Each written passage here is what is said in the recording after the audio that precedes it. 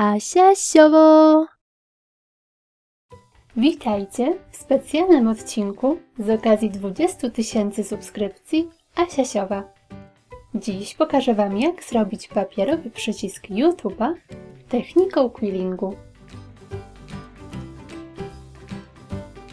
Szczegółową listę wszystkich potrzebnych przedmiotów znajdziecie w opisie tego filmu. Najpierw z Bristolu wycinam prostokąt o bokach o 2 mm krótszych niż wymiary ramki. Teraz wycinam szablon.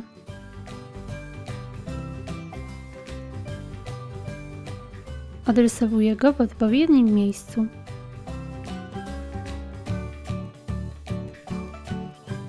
Biorę pasek o szerokości 5 mm.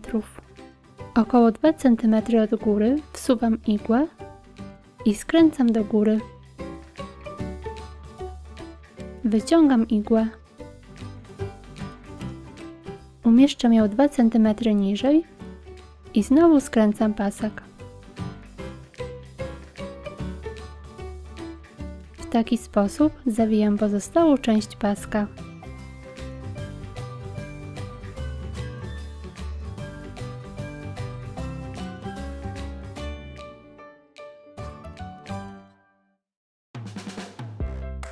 Teraz to samo robię z paskami o szerokości 3 mm.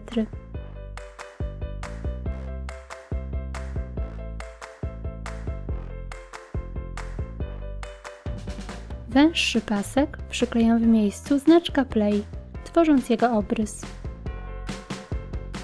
Teraz smaruję kółka z węższych pasków klejem i przyklejam w środku.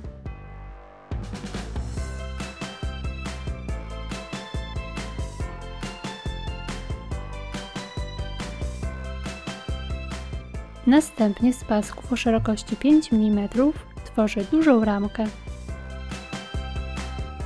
Wypełniam ją kółkami z 5 mm pasków.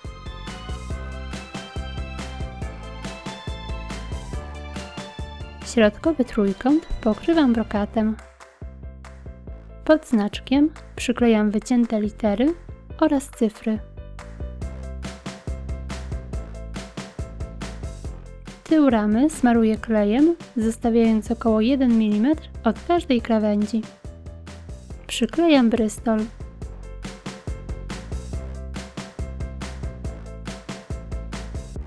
I gotowe! Technika quillingu daje nam wiele możliwości do tworzenia dekoracji czy prezentów. Przy jej użyciu możecie stworzyć piękne kwiaty, ornamenty lub wypełnić różnego rodzaju kształty. Każdemu z osobna bardzo dziękuję za zasubskrybowanie mojego kanału i serdecznie zapraszam na kolejne filmiki. Pozdrawiam! Pa, pa!